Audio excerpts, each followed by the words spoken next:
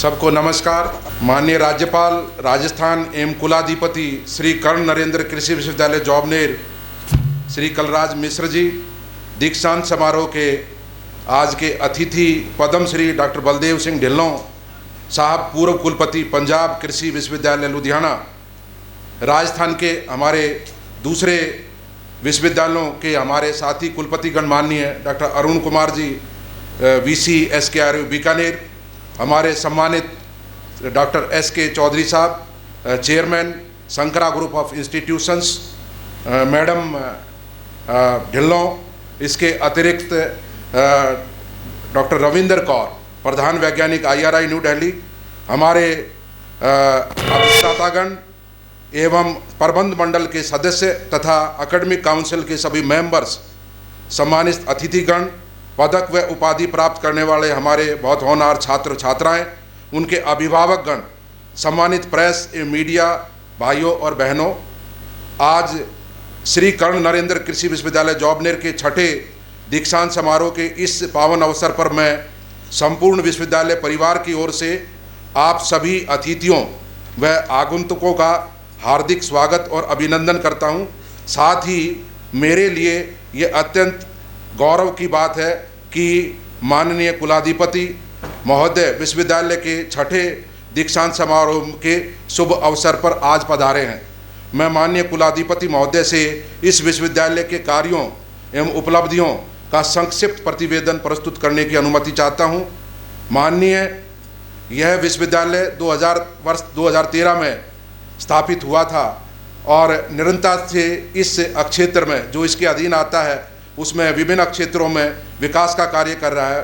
माननीय, इस विश्वविद्यालय के कार्मिक क्षेत्र 15 जिले, जिसमें जयपुर शहर, जयपुर ग्रामीण, कोटपुतली, दूदू, टोंक, अजमेर, ब्यावर, केकड़ी, सीकर, नीमका थाना, दौसा, भरतपुर, डीग, धौलपुर, अलवर, खैरतल जिले आते हैं, जो राजस्थान का 1/6 भूभाग को समाविष्ट करते हैं।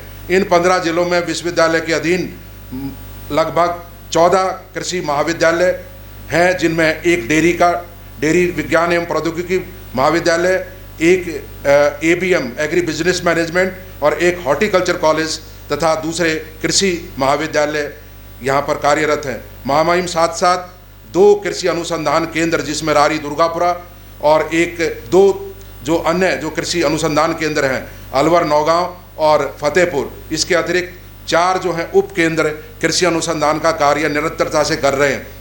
महामहिम, मैं शिक्षा के क्षेत्र में हुई प्रगति को आपको बताना चाहूँगा। माननीय विश्वविद्यालय में शिक्षा की गुणवत्ता में सकारात्मकता वृद्धि हेतु विद्यार्थियों की कक्षाओं में नियमित उपस्थिति, समयबद्ध परीक्षाओं का संचालन, परीक्षा परिणाम समय पर जारी करना व संचालित पाठ्यक्रमों की मान्यता प्राप्त करने हेतु आपके दिशा निर्देशों की पालना करना सुनिश्चित किया जा रहा है। माननीय श्री कर्ण नरेंद्र कृषि विश्वविद्यालय जॉबनेर एवं इसके सभी संगठक कृषि महाविद्यालय क्रमशः जॉबनेर, लालसोट, भरतपुर को भारतीय कृषि अनुसंधान परिषद द्वारा एक्रेडिटेशन की मान्यता प्राप्त हुई है।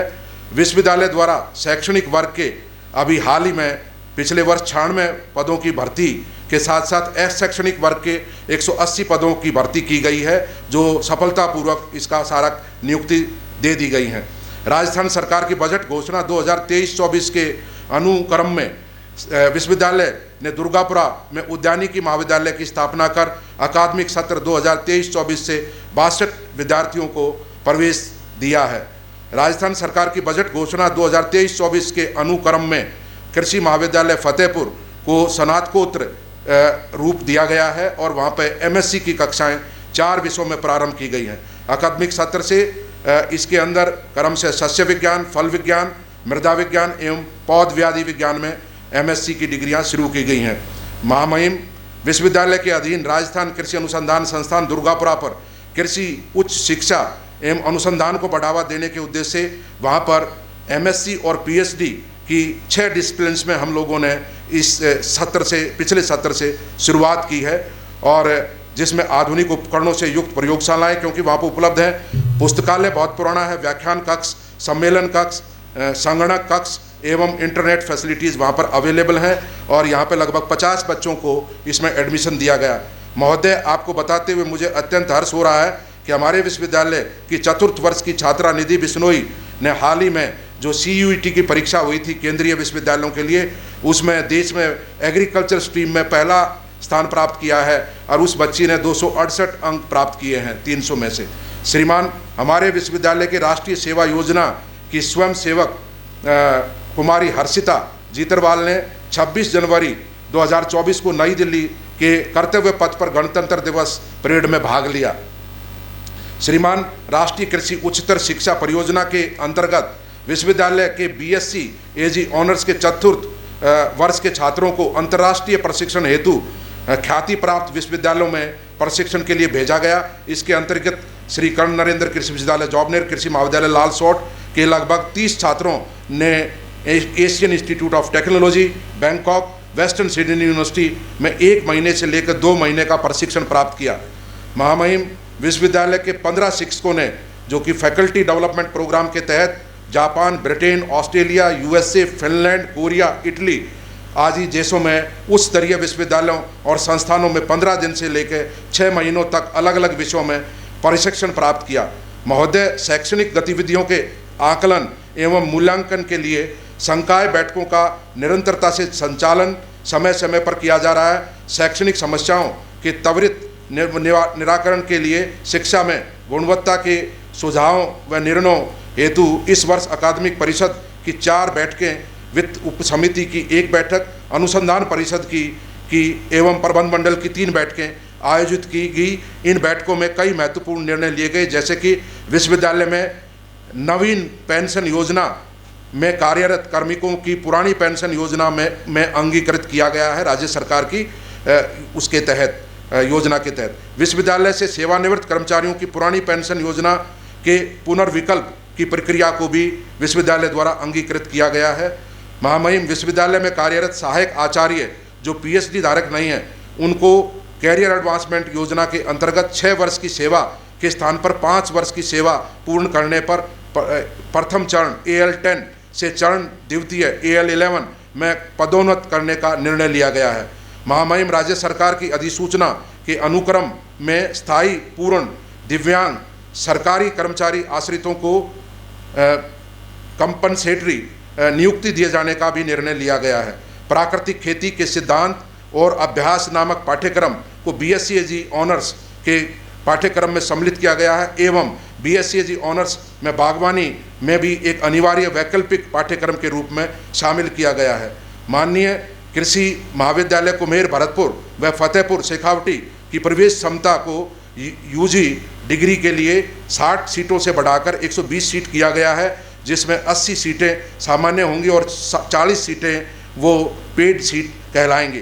राष्ट्रीय कृषि उच्चतर शिक्षा परियोजना के अंतर्गत छात्रों को सैद्धांतिक ज्ञान के साथ साथ आवश्यक तकनीकी ज्ञान और व्यवहारिक कौशल प्रदान कर स्वरोजगार एवं प्रोत्साहित करने के लिए उद्देश्य से 4 व्यावसायिक सर्टिफिकेट कोर्सों का आयोजन भी किया गया, जिसमें 182 स्नातक छात्रों ने भाग लिया। महामहिम, कृषि विश्वविद्यालय में 22 दिसंबर 2023 को 1 दिवसीय प्लेसमेंट मेले का भव्य आयोजन किया गया। मेले का मुख्य उद्देश्य विद्यार्थियों को रोजगार के अवसर प्रदान करवाना एवं आत्मनिर्भर बनाना था। महामहिम, कृषि शिक्षा में जागरूकता पैदा करने के उद्देश्य से राष्ट्रीय शिक्षा नीति 2020 के अनुसार हाई स्कूल और सीनियर स्कूल स्तर पर कृषि को मुख्य धारा के रूप में चुनने के लिए जुलाई 2023 से दिसंबर 2023 के दौरान 8 संगठक महाविद्यालयों में एजुकेशन फेयर का मेलों का आयोजन किया गया। इन कृषि शिक्षा मेलों के दौरान हजारों बच्चों ने, जो स्कूलों के बच्चे थे, उन्होंने इसमें भाग लिया। श्री कर्ण नरेंद्र कृषि विश्वविद्यालय जॉबनेर के कौशल विकास केंद्र द्वारा कैरियर एडवांसमेंट बूट कैंप कार्यक्रम के तहत कुल 9 बैच का आयोजन किया गया, जिसमें कुल 254 छात्र छात्राओं ने रोजगार से संबंधित दक्षताओं को सीखा। महामहिम, कृषि मंत्री श्री नरेंद्र सिंह तोमर एवं कृषि कल्याण मंत्रालय भारत सरकार ने 19 फरवरी 2023 को CS नियाम एग्री इनोवेशन एवं इंक्यूबेशन सेंटर के उद्घाटन सत्र के अवसर पर हमारे हमारा साबी है, ABI है, एग्री बिजनेस इंक्यूबेटर, उसको प्लेटिनम पुरस्कार से महामहिम पुरस्कृत किया गया। भारत सरकार के कृषि एवं कृषि कल्याण मंत्रालय द्वारा 24 व 25 जनवरी 2023 को आयोजित कृषि महोत्सव प्रदर्शन एवं प्रशिक्षण में साबी के संबद्ध 7 स्टार्टअप्स ने भाग लिया और महामहिम जैसा मैंने बताया लगभग हमने 2.5 करोड़ रुपए इस साबी के द्वारा जो स्टार्टअप्स वगैरह हैं उनको वितरित किए हैं। उनकी उसके बाद इनोवेशंस के बाद उनका वो करवा के प्रेजेंटेशन। डेयरी विज्ञान एवं प्रौद्योगिकी महाविद्यालय जौबनेर में चारा गार्डन विकसित किया हुआ है। इस चारा गार्डन को भारतीय कृषि अनुसंधान के चारा अनुसंधान संस्थान IFGRI झांसी द्वारा बेस्ट गार्डन का अवार्ड दिया गया है। श्रीमान सस्तम शिक्षा दीक्षांत समारोह में वर्ष 2022-23 के तहत कुल 1218 विद्यार्थियों को उपाधियां प्रदान की जाएंगी। इनमें 32 विद्यार्थी PhD, 79 MSc और एक इंटीग्रेटेड का छात्र है इंटीग्रेटेड प्रोग्राम का, तथा 1106 विद्यार्थियों को स्नातक उपाधि प्रदान की जाएगी, जिन्होंने 31 दिसंबर 2023 तक जो छात्र योग्य पा गए हैं। माननीय, इस क्रम में अवगत कराना बहुत ही महत्वपूर्ण है कि इस दीक्षांत समारोह में 7 विद्यार्थियों को अपनी कक्षा में उच्चतम अंक प्राप्त करने के लिए गोल्ड मेडल प्रदान किए जाएंगे और इन 7 में से जो है 5 छात्राएं हैं गोल्ड मेडल प्राप्त करने वाली। विश्वविद्यालय के छात्र छात्राओं की विभिन्न समस्याओं के निराकरण के लिए देखभाल एवं परिसर में अनुशासन बनाए रखने के लिए निदेशक छात्र कल्याण के माध्यम से समुचित व्यवस्था लगातार बनाई जा रही है। श्रीमान, विश्वविद्यालय ने हमने राष्ट्रीय पर्वों, महापुरुषों की जयंतियों और अन्य अंतर्राष्ट्रीय वर्षों का हर्षोल्लास पूर्वक मनाया जा रहा है, जिसमें हमारे विद्यार्थी बढ़ चढ़ के भाग ले रहे हैं तथा वे अपने जीवन को सार्थक बना रहे हैं। विश्वविद्यालय के अंतर्गत खेल कूद प्रतियोगिताओं का महामहिम और सांस्कृतिक प्रतियोगिताओं का 5 से 8 नवंबर को बहुत बड़ा आयोजन किया गया, जिसमें हमारे 15 सभी यूनिट्स ने पार्टिसिपेट किया सारे इवेंट्स में। और यहाँ पे 750 छात्रों ने इस कैंपस में, जिसका महामहिम आप अपने कर कमलों से जिसका अभी उद्घाटन करेंगे, उस स्टेडियम में पार्टिसिपेट किया 4 दिन की प्रतियोगिता में। विश्वविद्यालय की विभिन्न टीमों ने 42 छात्र छात्राओं ने हरियाणा कृषि विश्वविद्यालय और दूसरे कृषि विश्वविद्यालयों का भाग लिया। CFTRI मैसूर, सीरी पिलानी, इसके अलावा निफ्टेम, HAU और दूसरे विश्वविद्यालयों में जो शैक्षणिक भ्रमण के दौरान जो उनमें पार्टिसिपेट किया। विश्वविद्यालय ने इस वर्ष 21 दिवसीय विंटर स्कूल का भी आयोजन 18 जनवरी से 7 फरवरी तक किया। इस विंटर स्कूल में देश के कुल 25 वैज्ञानिकों ने भाग लिया। महामहिम, वर्ष 2023 के दौरान विश्वविद्यालय की विभिन्न इकाइयों के 51 शैक्षणिक एवं अशैक्षणिक कर्मचारियों व अधिकारियों ने देश एवं अन्य राज्यों के प्रतिष्ठित संस्थानों में प्रशिक्षण प्राप्त किया, इंटरनेशनल ट्रेनिंग्स के अलावा। माननीय, विश्वविद्यालय के संगठक महाविद्यालयों के सभी छात्र छात्राओं ने समय समय पर प्रेरक भाषण, विभिन्न सामाजिक एवं तकनीकी पहलुओं पर व्याख्यान, नैतिकता पर विशेष व्याख्यान और आदि आयोजित किए जा रहे हैं। महामहिम, मैं ये भी बताना चाहूँगा कि पर्सनैलिटी डेवलपमेंट का बड़ा प्रोग्राम हमने इस मेन कैंपस पर लालसोट में चलाया, सब बच्चों के लिए, BSc, MSc और PhD के बच्चों के लिए। महामहिम, जहाँ तक रिसर्च की बात है, शोध की बात है, इस विश्वविद्यालय का पुराने टाइम से बहुत ही बड़ा मेजर कंट्रीब्यूशन रिसर्च के अंदर रहा है, जिसमें जो प्रमुख फसलें गेहूँ, जौ, चना, बाजरा, इसके अलावा गवार, आपका काउपी, मूंगफली और तथा इसके अतिरिक्त जो हमारी मूंग, उड़द, मसूर, इन सब फसलों में, इसके अलावा एरिड फ्रूट्स, बेर, आंवला, लसोड़ा, बेल आदि तथा मसाले वाली फसलें, जीरा, धनिया, सौंफ, मेथी, अजवाइन, कलौंजी, इन फसलों पर भी महत्वपूर्ण अनुसंधान इस विश्वविद्यालय के विभिन्न घटकों द्वारा किया गया है। और महामहिम, जैसा अभी आपने विजिट किया तो बहुत सारी जो हमारी वैरायटीज़ हैं वो किसानों के बीच में आज अपनी जगह बनाए हुए हैं और हम निरंतरता से अब सीड प्रोडक्शन पे, चाहे ब्रीडर सीड्स हो या सर्टिफाइड सीड हो या स्टील सीड हो, उन पे हम काम कर रहे हैं। इसके अतिरिक्त महामहिम, शोध कार्य को अधिक सुदृढ़ बनाने के लिए नए रिसर्च प्रोजेक्ट विभिन्न एजेंसियों को वित्तीय सहायता के लिए लगातार भेजे जा रहे हैं। इस वर्ष विश्वविद्यालय को राष्ट्रीय अनुसंधान संस्थानों द्वारा 5 प्रोजेक्ट निजी कंपनियों द्वारा उनको फाइनेंस किया गया। पिछले वर्षों में 3 ऐसे प्रोजेक्ट्स को फाइनेंस किया गया था। माननीय, शोध कार्य में निरंतर बनाए रखने के लिए इस वर्ष विश्वविद्यालय ने 2 किस्में, जैसे मैंने बताया, कर्ण गवार 14-15, इसके अतिरिक्त मूंगफली की 2 किस्में RG 648 और 575-1, जो कि बायो फोर्टिफाइड वैरायटी है, क्योंकि उसमें प्रोटीन का लेवल अभी तक हाईएस्ट से 30% है।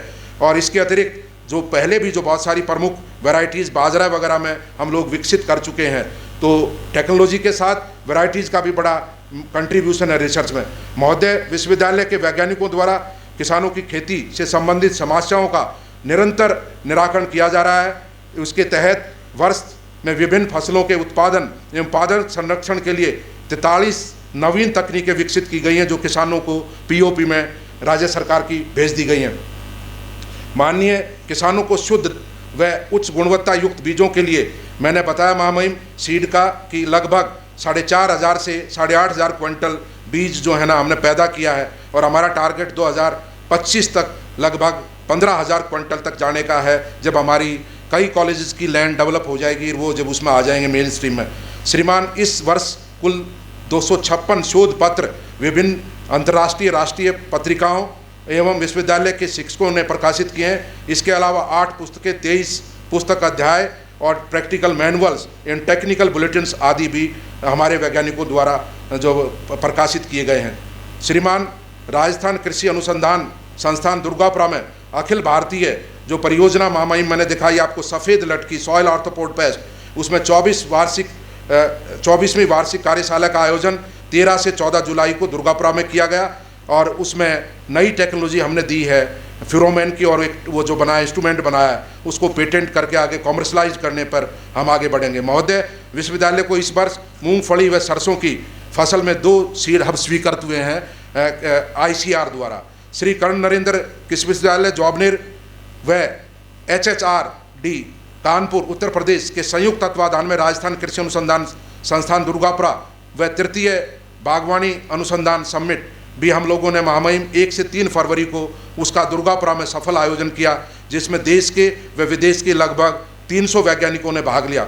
उत्तरी पूर्वी क्षेत्र के बीज निर्यात के लिए OECD इंटरनेशनल ट्रेनिंग अभी हम लोगों ने OECD के तहत 19 से 23 फरवरी को दुर्गापुरा में आयोजित की, जिसमें इस प्रदेश के व देश के बहुत सारे वैज्ञानिकों ने भाग लिया, जिसमें जो एक्सपर्ट थे वो जर्मनी, फ्रांस और UK से एक्सपर्ट आए थे, जिसमें हम पार्टनर हैं इस OECD ट्रेनिंग प्रोग्राम में। इसके अतिरिक्त महामहिम 5वें राष्ट्रीय ब्रेसिका, क्योंकि रेपसीड और मस्टर्ड भी राजस्थान की एक प्रमुख फसल है, तिलहन फसलों में प्रमुख स्थान है उसको मद्देनजर रखते हुए 7 से 9 फरवरी को दुर्गापुरा में इसकी एक राष्ट्रीय कार्यशाला का भी आयोजन किया गया, जिसमें लगभग 178 वैज्ञानिकों ने देश और विभिन्न प्रदेशों से भाग लिया। महामहिम, श्री कर्ण नरेंद्र कृषि विश्वविद्यालय जॉबनेर ने वर्ष 2023 को अंतर्राष्ट्रीय पोषक वर्ष के रूप में मनाया, जो मोटे अनाज है उनके अंतर्गत, और बहुत सारे प्रोग्राम, लगभग 2 तो अंतर्राष्ट्रीय स्तर के प्रोग्राम और बाकी हर कॉलेज में और कैंपस में उसमें अलग अलग तरीके बच्चों के पार्टिसिपेशन से बहुत सारे प्रोग्राम चलाए। क्रॉप कैफेटेरिया, अब हम वो इस बार सारे KVKs में और हर रिसर्च स्टेशन पर हर कॉलेज में जो क्रॉप कैफेटेरिया महामहिम हम लगवाने का प्रयास कर रहे हैं, और लगभग 4 लाख किसानों को इस ऐप से भी जोड़ा हम लोगों ने जब ये काम किया। महामहिम, प्रसार के क्षेत्र में भी कृषि विश्वविद्यालय ने अपने KVKs के मार्फत बहुत अच्छा काम किया। श्री कर्ण नरेंद्र कृषि विश्वविद्यालय द्वारा ब्रह्मी इन्वेंट लिमिटेड गुजरात द्वारा 21-23 से 2024 को यहाँ पे बहुत बड़ा किसान मेला फार्म टेक 2024 का आयोजन किया, जिसमें 3 दिवसीय मेले में 15,000 किसानों ने भाग लिया, जिसमें 100 से ज़्यादा जो प्रदर्शनियाँ टेक्नोलॉजी को लेके और सारी अनुसंधान को लेके लगाई गई। महामहिम, इस वर्ष कृषि विज्ञान केंद्रों द्वारा 211 संस्थागत 190 गैर संस्थागत प्रशिक्षण कार्यक्रमों का आयोजन किया गया, जिसमें लगभग 7,5300 कृषकों ने एवं कृषक महिलाओं ने भाग लिया और वो लाभान्वित हुए। श्रीमान, कृषि विज्ञान केंद्रों द्वारा विभिन्न फसलों के 611 हेक्टेयर में क्षेत्रफल में फ्रंट लाइन डेमोस्ट्रेशंस का भी आयोजन किया गया, जिससे 2870 कृषक एवं कृषि महिलाओं को बेनिफिट हुआ। इस दौरान 50-75 दिवस फील्ड डे जिसको हम बोलते हैं, 5 किसान मेलों का भी क्षेत्र लेवल पर प्रदर्शन किया गया, आयोजन किया गया, जिसमें क्रम से 2617 और 2391 किसानों ने एवं कृषक महिलाओं ने भाग लिया। श्रीमान, विश्वविद्यालय के विस्तार शिक्षा निदेशालय द्वारा त्रैमासिक न्यूज़ एवं मासिक पत्रिका जॉबनेर कृषि एवं विश्वविद्यालय कैलेंडर व डायरी का निरंतर प्रकाशन किया जा रहा है, और 2024 की भी डायरी का प्रकाशन इस द्वारा किया गया, जिसकी 1000 प्रतियाँ मुद्रित करवाकर विभिन्न कृषि विज्ञान केंद्रों पर प्रगतिशील किसानों को वितरित की गई हैं। बागवानी के एकीकृत विकास मिशन के तहत सुपारी और अनुसंधान मसाला अनुसंधान विकास निदेशालय कालीकट द्वारा प्रायोजित इस प्रोग्राम में 14 से 15 फरवरी 23 को एक कार्यशाला का आयोजन किया गया, सेमिनार का, जिसमें लगभग 119 देश के वैज्ञानिकों, प्रगतिशील कृषकों ने महामहिम भाग लिया। श्रीमान, विगत वर्ष में विश्वविद्यालय के प्रसार शिक्षा निदेशालय एवं कृषि विज्ञान केंद्रों द्वारा आदान विक्रेताओं हेतु जो हमारी जो ट्रेनिंग है वो 158 आदान विक्रेताओं ने जिसमें भाग लिया वो कंप्लीट की। मान्यवर, यह हर्ष का विषय है कि विश्वविद्यालय से जुड़े हुए बहुत सारे प्रगतिशील किसानों को राज्य स्तर पर, जो हमारे कार्य क्षेत्र में आते, राष्ट्रीय स्तर पर सम्मानित किया गया है और कई किसानों को पद्म श्री भी जो हमारे जुडिक्शन में आते हैं उनको, और IRI के फेलो अवार्ड तथा जो है ना फेलो फार्मर भी उनको चयनित किया गया है, जिसमें मांगीलाल जीतरवाल एवं कई अन्य, खेमाराम चौधरी। और इन किसानों को अभी जो एग्री एंटरप्रेन्योर जिसका माननीय प्रधानमंत्री ने जो उसका उद्घाटन किया था, उसमें भी हमारे 2 कृषकों को जो संरक्षित खेती करते हैं उनको अवार्ड जो है ना मिला है। श्रीमान, विश्वविद्यालय द्वारा गोद लिए गए गांव सुंदरपुरा में स्टेट बैंक की मदद से CSR के तहत काफ़ी विकास किया गया है और वहाँ हम निरंतरता से काम कर रहे हैं और उसके लिए महामहिम आपके कार्यालय द्वारा हमें प्रशंसा पत्र भी जारी किया गया है और हमारे आगे जो साथी और बेहतरीन इस काम इसमें करेंगे। और अब हम इस साल से दूसरा गांव भी अडॉप्ट कर रहे हैं, बस्सी झाझड़ा और बसेड़ी गांव।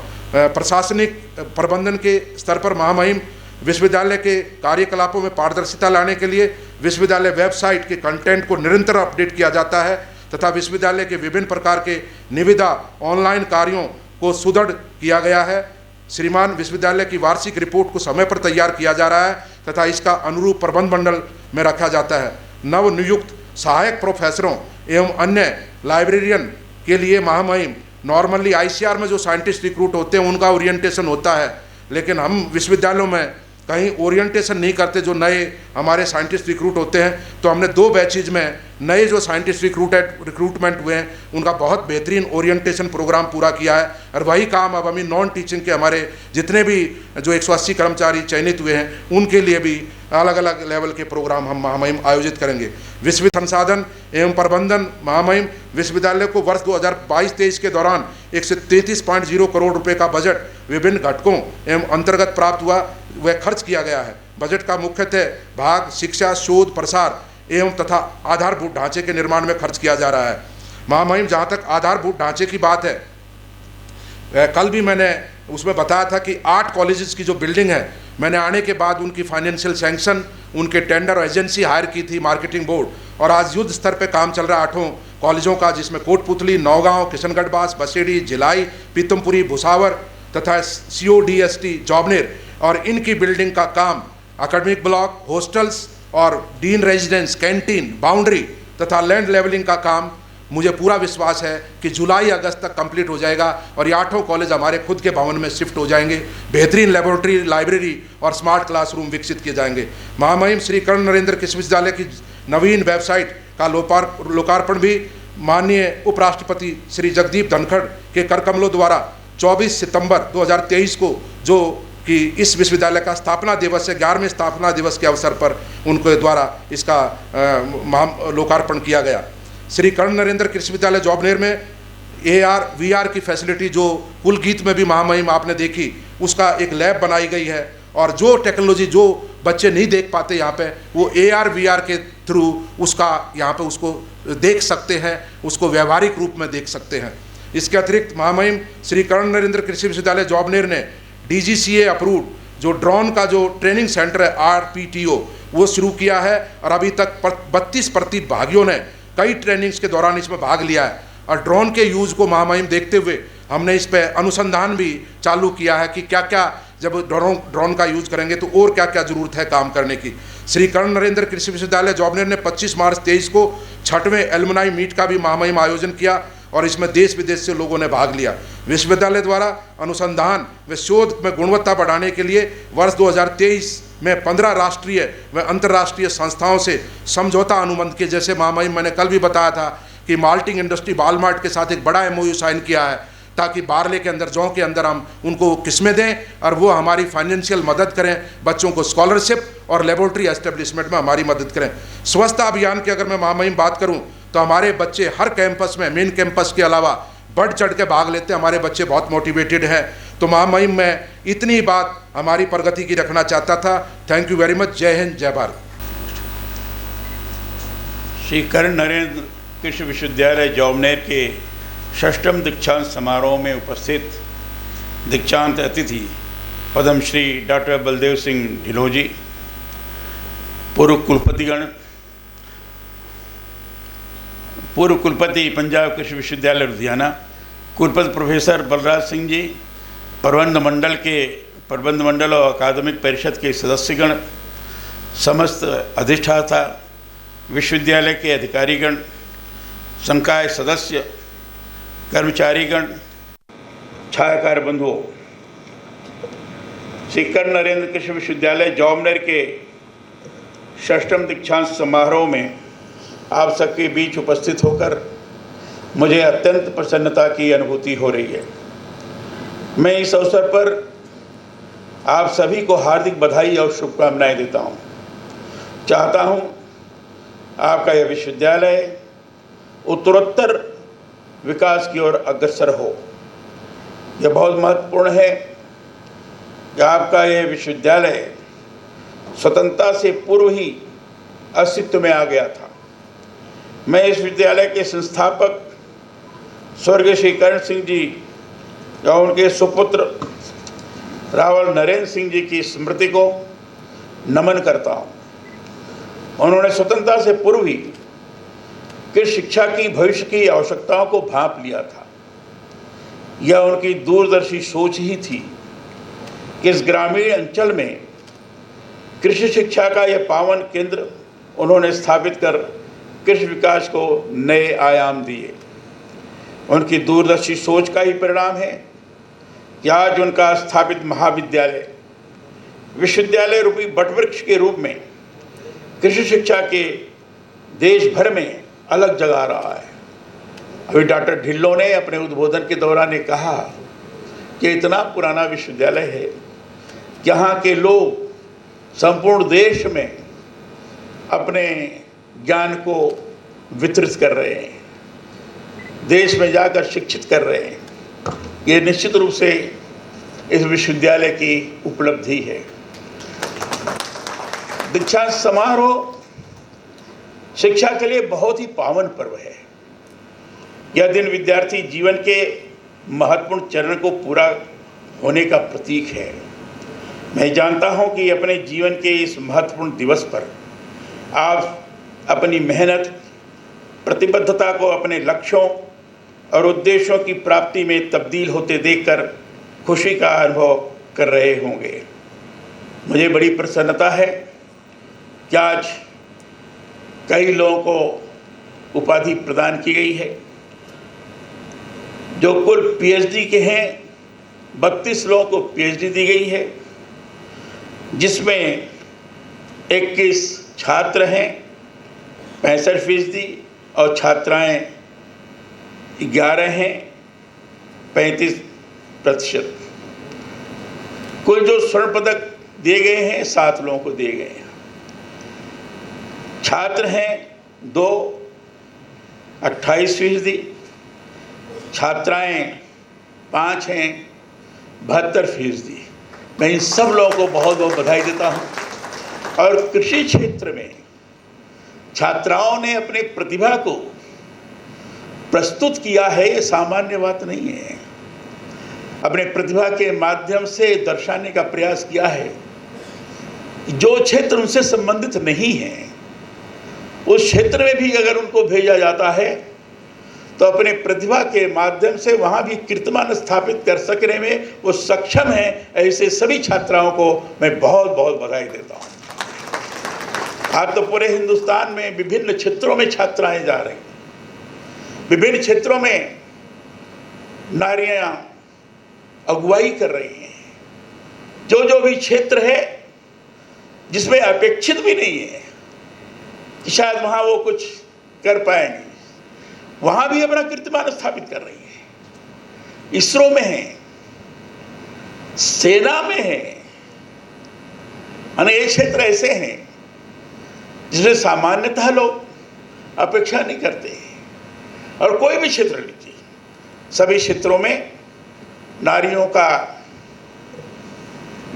का नेतृत्व आगे बढ़ता जा रहा है। वर्चस्व कहूँगा तो लोग शायद इसको अन्यथा ले लेंगे, लेकिन मैं नेतृत्व कहता हूँ क्योंकि वो लीडरशिप की क्षमता भी उनके अंदर विद्यमान होती जा रही है। और लीडरशिप वही कर सकता है जिसके अंदर प्रबल आत्मविश्वास हो, और प्रबल आत्मविश्वास उसी को प्राप्त होता है जिसको विषय के बारे में समुचित जानकारी हो। जब विषय के बारे में समुचित जानकारी होती है तो आत्मविश्वास में स्वाभाविक रूप से वृद्धि होती है। तो इस क्षेत्र में महिलाएं बढ़ रही हैं, भारत के लिए बड़ा शुभ लक्षण है।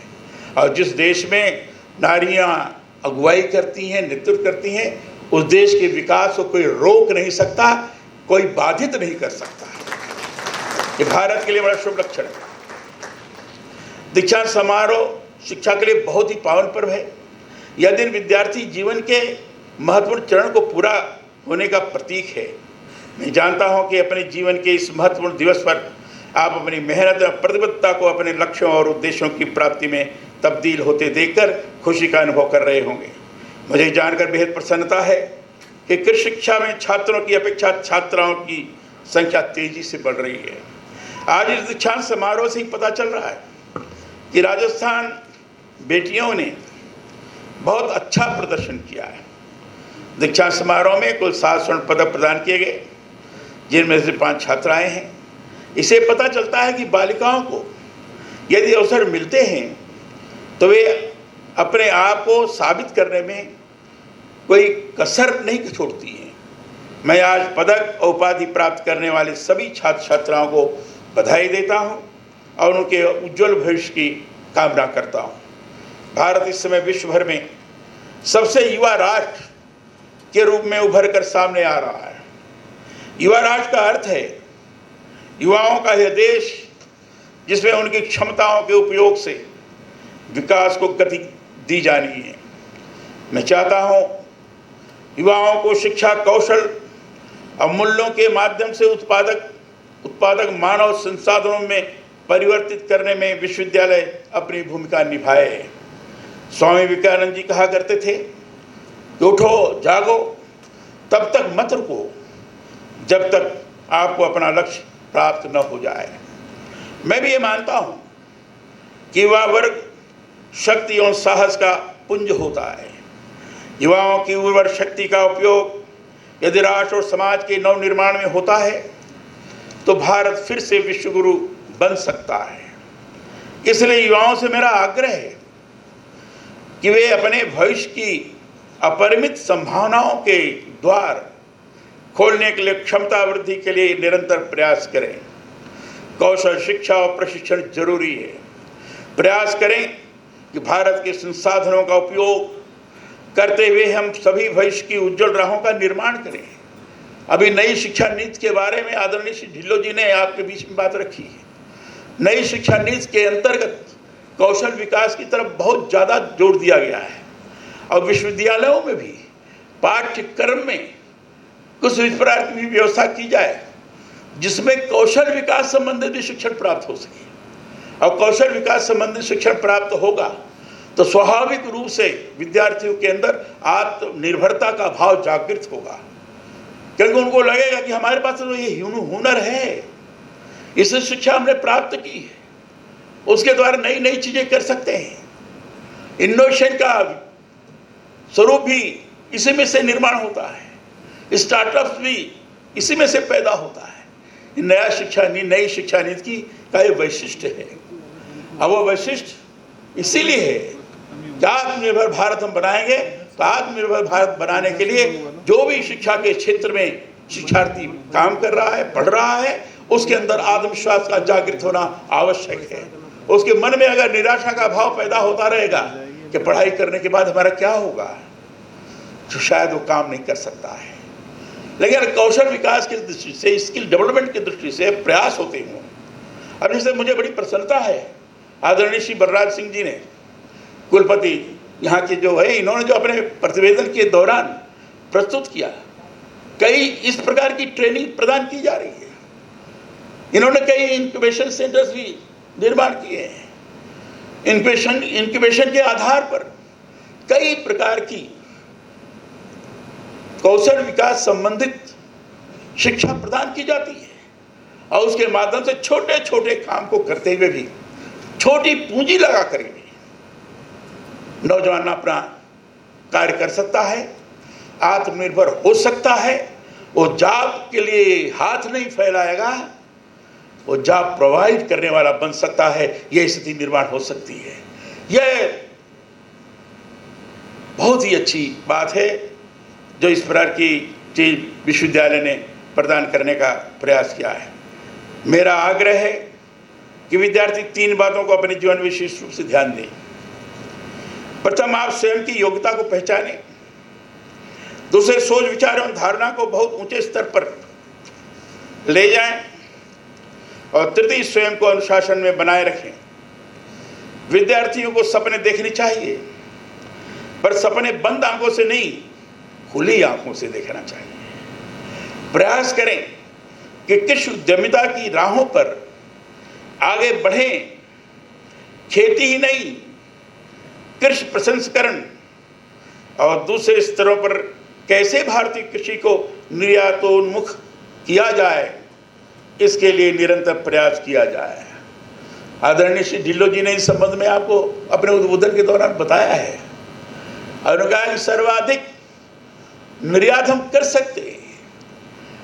इस प्रकार के एग्री एंटरप्रेन्योरशिप के बारे में भी चर्चा की गई है। प्रधानमंत्री जी ने इस पर विशेष जोर दिया है। और एग्री एंटरप्रेन्योरशिप की तरफ अगर आप कदम आगे बढ़ाएंगे तो मैं बड़ा विश्वास के साथ कह सकता हूं कि कृषि के अंदर इतनी सारी चीजें हैं जिसमें नई नई चीजें आप शुरू कर सकते हैं। अभी मैंने आपके प्रदर्शनी में देखा, उस प्रदर्शनी में देखने के बाद एक सीड्स के बारे में भी आप विचार कर सकते हैं, एक एक उपज के बारे में आप विचार कर सकते हैं। उसे कई प्रकार हो सकते हैं, किस ढंग से उसको किया जा सकता है। टेक्नोलॉजी उस दृष्टि से विकसित हो रही है, उस टेक्नोलॉजी कैसे उपयोग किया जाए, ये करना बहुत आवश्यक है। इस सपना हम खुली आंखों से देखें, और खुली आंखों से देखने के साथ साथ जो सपना हम देख रहे हैं उसको पूर्ण भी हम करेंगे। पूर्ण किए बगैर हम रुकेंगे नहीं। अगर ये मन में विश्वास रखकर आगे चलने का प्रयास किया गया तो मैं समझता हूं कि निश्चित रूप से आत्मनिर्भरता की तरफ भारत स्वयं में उन्मुख होगा। मेरा मानना है कि नवाचार, अनुसंधान, विकास के माध्यम से हम समाज में सकारात्मक परिवर्तन ला सकते हैं। इसी से गरीबी, बीमारी एवं बेरोजगारी सहित कई महत्वपूर्ण समस्याओं का समाधान किया जा सकता है। मैं आप सभी से आग्रह करता हूं कि आप रोजगार पाने वाले बनने के बजाय रोजगार देने वाले बने। अपने स्वयं को उद्यम स्थापित कर दुनिया में उभरते भारत की अर्थव्यवस्था को उच्च स्तर पर ले जाने में अपनी महती भूमिका का निर्वहन करें। और कृषि क्षेत्र में तो आपको इतने मैन पावर मिल सकते हैं कि उसके माध्यम से जो चाहे सो करें। किसानों की सर्वाधिक सहभागिता, और ऐसे किसान जो विभिन्न प्रकार की ऐसे अनुभव उनके हैं जिस अनुभव का आप लाभ उठा सकते हैं, और लाभ उठाते हुए उनकी सहभागिता करते हुए उनको भी साथ में जोड़कर एक सामूहिकता के भाव से आत्मविश्वास को प्रकट करते हुए क्या नई से नई चीजें हम निर्माण कर सकते हैं, ये निश्चित रूप से आप पूरा कर सकने में सक्षम हो सकते हैं। कृषि विश्वविद्यालय में अध्ययन के दौरान कृषि के विभिन्न पहलुओं को समझने और विकसित करने का अद्वितीय अवसर आपको मिला है। इस अवसर का लाभ उठाते हुए कृषि तकनीक, कृषि उत्पादन और बाजार के विभिन्न पहलुओं पर सकारात्मक ज्ञान का भविष्य में निवेश करें। कृषि स्नातक होने के नाते आपकी जिम्मेदारी और भी बढ़ जाती है। हमें न केवल उत्कृष्ट गुणवत्ता युक्त उत्पादन प्राप्त करने के लिए नवाचारों की आवश्यकता है, बल्कि ये भी सुनिश्चित करना है कि हम समृद्ध नीतियों के साथ साथ पर्यावरण में भी संतुलन बनाए रखें। कृषि के क्षेत्र में विकास की अपार संभावनाएं हैं। आवश्यकता इस बात की है कि किसानों को खेती की वैज्ञानिक विधियों और उन्नत बीजों के बारे में निरंतर जानकारी प्रदान की जाए। प्रदर्शनी देखते समय मैंने आदरणीय श्री कुलपति महोदय से मैंने कहा था कि इसमें किसानों को सहभागी बनाया जा रहा है कि नहीं बनाया जा रहा है। उन्होंने कहा कि सहभागिता के आधार पर काम करने की कोशिश की जा रही है। जो भी अनुसंधान के माध्यम से चीज़ें प्राप्त हो रही हैं वो भी जानकारी किसानों को देने का प्रयास किया जा रहा है। कृषि विश्वविद्यालयों को चाहिए कि वो खेती में उन्नत के लिए किसानों के मार्गदर्शन के लिए निरंतर कार्य करें। विश्वविद्यालय के कृषि विज्ञान केंद्रों की सेवाओं को समयानुकूल बनाने के साथ ही जरूरी ये भी है कि खेती से जुड़े वैश्विक सरोकारों से किसानों को जोड़ा जाए। विश्वविद्यालय के कृषि वैज्ञानिक खेतों में समय के अनुरूप उत्पादन के नवीन तरीके के बारे में भी किसानों को जागरूक करने की दिशा में कार्य करें। मैं भी चाहता हूं मिट्टी की उर्वरा शक्ति बनाए रखने की दिशा में भी निरंतर कार्य हो। पिछले कुछ समय के दौरान जिस तरह से रासायनिक उर्वरकों का उपयोग बढ़ रहा है, खेतों में मिट्टी की उर्वरा शक्ति क्षीण हो रही है। जैविक खाद के उपयोग के साथ मिट्टी की उर्वरा शक्ति कैसे बढ़े, इसके लिए भी विश्वविद्यालयों में कृषि विस्तार शिक्षा के अंतर्गत उपयोगी जानकारियां सुझाव प्रदान करने की पहल हो। मैंने कहा एक बैठक रखी थी विश्वविद्यालय के कुलपतियों की, समन्वय समिति की बैठक। उसमें एक विश्वविद्यालय के कुलपति ने कहा कि उन्होंने एक नई शुरुआत की है। वो नई शुरुआत गाय के मूत्र से प्राकृतिक खेती को आगे बढ़ाने का प्रयास किया है और कई प्रदेशों में हो रही है। गुजरात में बड़ी तेजी के साथ इसको बढ़ा रहे हैं लोग। अब मैं समझता हूँ ये प्रयोग भी बहुत अच्छा है। गोमूत्र और गोबर उसके माध्यम से प्राकृतिक खेती बड़े ही अच्छी उर्वरा शक्ति को प्रकट करती है और उसके माध्यम से सर्वाधिक अन्न उत्पादन हो सकता है। इस दिशा में भी प्रयास होना चाहिए। मैंने अभी कुछ दिन पहले ही ये पढ़ा है कि हमारे यहाँ खेती में तकनीकी कौशल का अभी भी बहुत से स्तरों पर अभाव है। अभी बहुत से किसान पारंपरिक खेती करते हैं, उन्हें खेती के लिए नवीन तकनीक का पता ही नहीं है। यदि किसान खेतों में तकनीकी ज्ञान का 50% प्रयोग करे तो उत्पादन बढ़ाकर न केवल अधिक कमाई कर सकता है बल्कि अपने श्रम का उपयोग दूसरे स्तरों पर कर खेती से इतर भी स्वावलंबी बन सकते हैं। कृषि से जुड़ी नवीन तकनीक से कैसे किसान लाभान्वित हो, कैसे उन्हें तकनीकी सुविधाओं का लाभ मिले और कैसे उन्हें खेती से संबद्ध दूसरी गतिविधियों से भी निरंतर जोड़ा जाए, इस पर भी विश्वविद्यालयों को दृष्टि रखते हुए कार्य करने की आवश्यकता है। देश की बढ़ती हुई जनसंख्या को प्रचुर मात्रा में खाद्यान्न उपलब्ध करवाना एक बड़ी चुनौती है। जलवायु परिवर्तन के दौर में कृषि क्षेत्र निरंतर कई समस्याओं का सामना कर रहा है।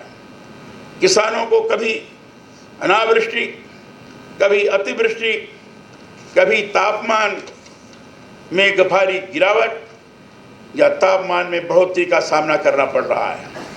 मेरा विश्वविद्यालय के कृषि वैज्ञानिकों से आग्रह है कि वे जलवायु परिवर्तन से फसलों पर पड़ने वाले प्रतिकूल प्रभाव से बचाने की तकनीक विकसित करने में अपना ध्यान केंद्रित करें। हमें हमारे विलुप्त होती स्थानीय खाद्य प्रजातियों पर शोध करने की भी आवश्यकता है। कैसे उपलब्ध विशेष गुणों का फसलों की उन्नत प्रजातियों में समावेश हो, इस पर भी ध्यान दिया जाए। जलवायु परिवर्तन के कारण पानी की कमी और उपयोग की बढ़ती मांग के कारण कृषि क्षेत्र में जल संकट अब गंभीर समस्या बन चुका है। जल संकट को नियंत्रित करने और संभालने के लिए सटीक योजनाएं बनाने की आवश्यकता है। मुझे जानकर भी बेहद खुशी है कि विश्वविद्यालय की विभिन्न इकाइयों पर 35 करोड़ लीटर जल क्षमता के 25 जल संचयन इकाइयां विकसित करने तथा किसानों में जल संरक्षण के प्रति जागरूकता लाने में विश्वविद्यालय ने पहल की है। इन प्रयासों को और अधिक गति प्रदान करने की आवश्यकता है। कृषि क्षेत्र के विकास में विश्व स्तरीय संस्थानों के साथ साझेदारी सार्थक भूमिका निभा सकती है। हमें सरकार, विश्वविद्यालय और निजी क्षेत्र के साथ ही उच्च स्तरीय विदेशी कृषि संस्थानों के साथ मिलकर काम करना होगा ताकि हम अपने कृषि क्षेत्र को और अधिक सशक्त बना सकें। मैं मानता हूं कि कृषि विश्वविद्यालय की उन्नति छात्रों को शिक्षित करने के साथ साथ अनुसंधान और कृषि प्रसार की सफलताओं पर निर्भर करती है। मुझे जानकर खुशी है कि विश्वविद्यालय कृषि एवं उद्यानिकी क्षेत्र में अनुसंधान में निरंतर प्रगति कर रहा है। मुझे बताया गया है कि इस आलोच्य वर्ष में ग्वार की 2 उन्नत किस्में व 43 उन्नत कृषि तकनीकियों को विकसित किया गया है। विश्वविद्यालय द्वारा 8,500 क्विंटल से भी अधिक बीज का उत्पादन हुआ है। ये अच्छी बढ़ोतरी है, पिछले बार की तुलना में ये काफ़ी दुगनी बढ़ोतरी है, मैं समझता हूँ। यह महत्वपूर्ण है। मैं चाहता हूँ उन्नत बीजों के साथ स्थान विशेष की आवश्यकता के अनुरूप खेती की नवीन तकनीकों का विकास भी विश्वविद्यालय करे। कृषि उत्पादों के लिए बाजारों में किसानों के लिए उचित मूल्य मिलना भी एक बहुत बड़ी चुनौती है। विश्वविद्यालय के वैज्ञानिकों को चाहिए कि कृषि विपणन क्षेत्र में नवाचार अपनाते हुए किसानों को उनकी फसल का उचित मूल्य प्रदान करने के लिए वातावरण का निर्माण करने में मदद करें। भारत की पहल पर वर्ष 2023 को संयुक्त राष्ट्र संघ द्वारा अंतर्राष्ट्रीय मिलेट्स वर्ष घोषित किया गया। यह भारतीय कृषि दृष्टि की विश्व स्तर पर एक तरह से मान्यता है। यह जानना सुखद है कि विश्वविद्यालय में अंतर्राष्ट्रीय मिलेट्स वर्ष के अंतर्गत बाजरा उत्पादन, प्रसंस्करण और मूल्य संवर्धन पर अंतर्राष्ट्रीय कृषि व्यवसाय कॉन्क्लेव और श्री अन्न सम्मेलन आज का आयोजन किया गया है। इनमें महिलाओं और बच्चों में कुपोषण की समस्या को दूर करने के लिए मिलेट्स के उपयोग पर जोर देने के साथ साथ मोटे अनाज की प्रासंगिकता और उत्पादन बढ़ाने पर विमर्श हुआ। मैं इसकी सराहना करता हूँ, प्रशंसा करता हूँ। हमारा राज्य दुग्ध उत्पादन के क्षेत्र में महत्वपूर्ण भूमिका निभा रहा है, परंतु प्रति पशु औसत दुग्ध उत्पादन अपेक्षा अनुसार नहीं है। मेरा वैज्ञानिकों से आग्रह है कि वे पशुपालन के क्षेत्र में पशुओं के औसत दूध उत्पादन में वृद्धि के साथ साथ दूध की गुणवत्ता सुधार पर भी ध्यान दें। कुल लागत का लगभग 70% खर्च पशु आहार पर होता है। अतः इस क्षेत्र में उन्नत तकनीक विकसित करने की आवश्यकता है ताकि पशुओं के लिए कम लागत पर संतुलित पशु आहार मिल सके। पशुओं में नस्ल सुधार का कार्यक्रम को भी और अधिक प्रभावी बनाने की आवश्यकता है। मैं चाहता हूं कि विश्वविद्यालयों में सौर ऊर्जा के साथ साथ ऊर्जा के अन्य वैकल्पिक स्रोतों, जल संरक्षण आदि पर निरंतर कार्य हो। कृषि में सिंचाई के लिए जल प्रबंधन की ऐसी तकनीक विकसित हो जिससे कम पानी में अधिक पैदावार को हम सफलीभूत कर सकें। प्रकृति के साधन तेजी से घट रहे हैं, इसलिए समय रहते हमें संरक्षण उपाय अपनाने होंगे, तभी हम नई पीढ़ी के लिए भविष्य को सुरक्षित कर पाएंगे। यह जानना प्रसन्नतादायक है कि विश्वविद्यालय में स्टूडेंट डेवलपमेंट प्रोग्राम के तहत 29 विद्यार्थियों ने अंतर्राष्ट्रीय प्रशिक्षण के अंतर्गत Asian institute of technology Bangkok एवं वेस्टर्न सिडनी यूनिवर्सिटी ऑस्ट्रेलिया में प्रशिक्षण प्राप्त किया है। विश्वविद्यालय के 15 शिक्षकों ने भी फैकल्टी डेवलपमेंट प्रोग्राम के तहत Japan, Britain, Australia, USA, Finland, Korea एवं इटली के उच्च स्तरीय विश्वविद्यालयों और संस्थानों में प्रशिक्षण प्राप्त किया है। मुझे युवा वैज्ञानिकों से बहुत अपेक्षाएं हैं।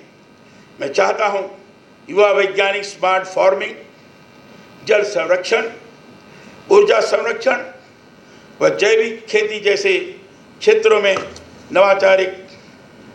नवाचारिक उपायों का अध्ययन और अनुसंधान करें ताकि स्वच्छ और प्रदूषण मुक्त भविष्य की दिशा में हम तेजी से आगे बढ़ सकें।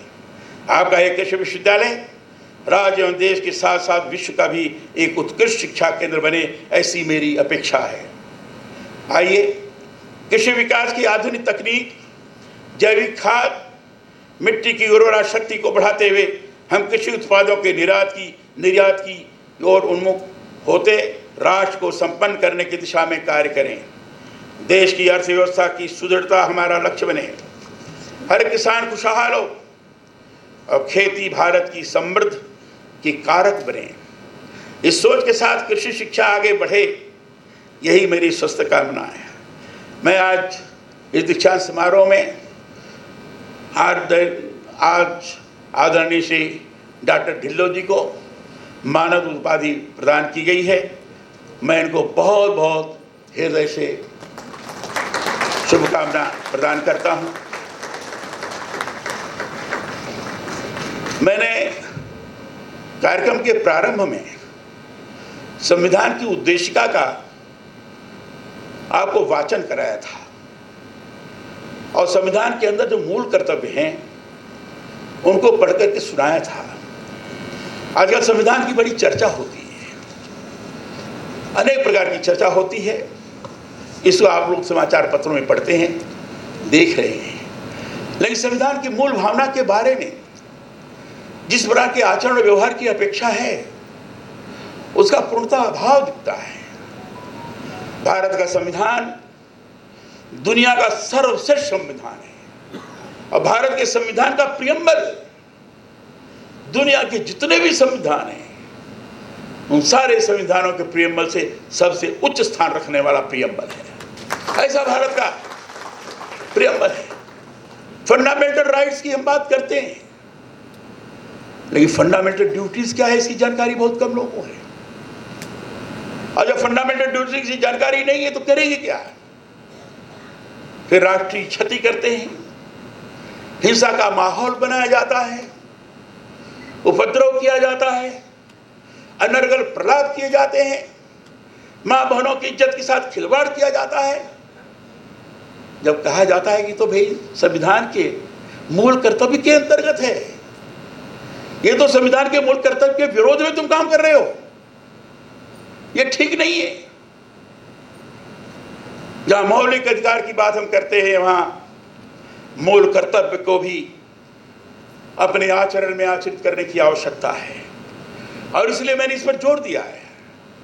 और जब से मैं राज्यपाल होकर आया हूं, लगभग 4 वर्ष हो गए, 4 साढ़े 4 वर्ष हो गए, मैं निरंतर सभी दीक्षांत समारोह में, सभी सार्वजनिक कार्यक्रमों में मैं इसका उल्लेख करता हूं, मैं दोहराता हूं।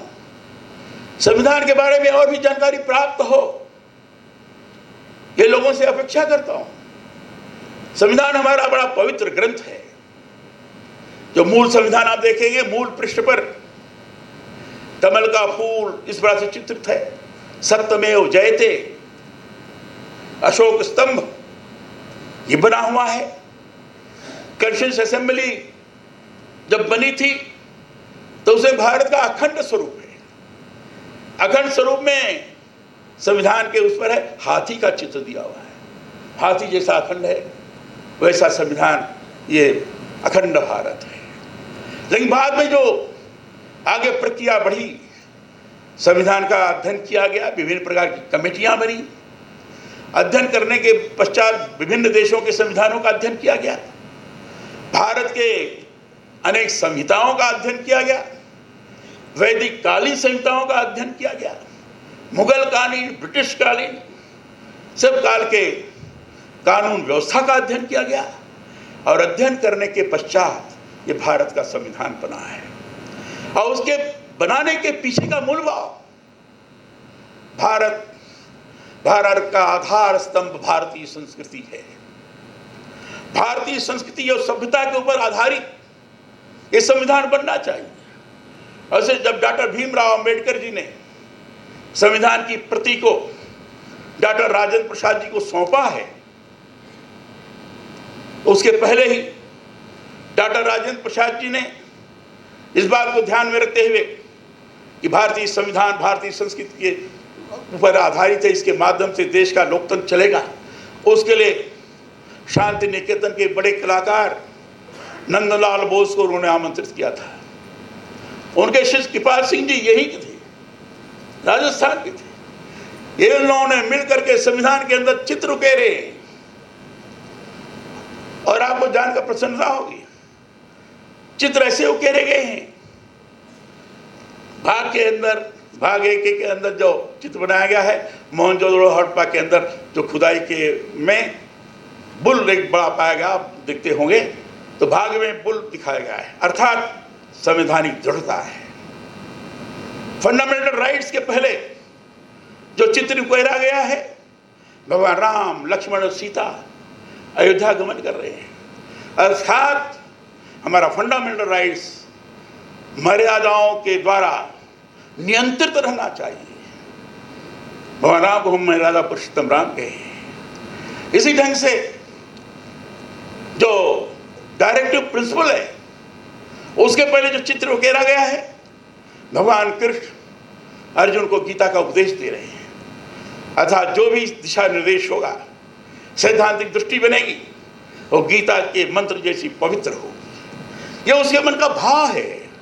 इसी ढंग से कहीं गुरुकुल का दिया है, कहीं महात्मा बुद्ध का दिया है, कहीं महावीर स्वामी का दिया है, कहीं विक्रमादित्य महाराज का दिया है, कहीं अंतरिक्ष है, कहीं हिमालय है, कहीं गंगा है, ये सारे, कहीं नालंदा विश्वविद्यालय है। ये सारे एक एक भाग के पहले चित्र उकेरे गए हैं, अर्थात भारतीय संस्कृति और सभ्यता से पूरित यह संविधान भारत के इतने बड़े लोकतंत्र को संचालित कर सकने में सक्षम होगा, इस भाव से प्रेरित होकर संविधान बनाया गया है।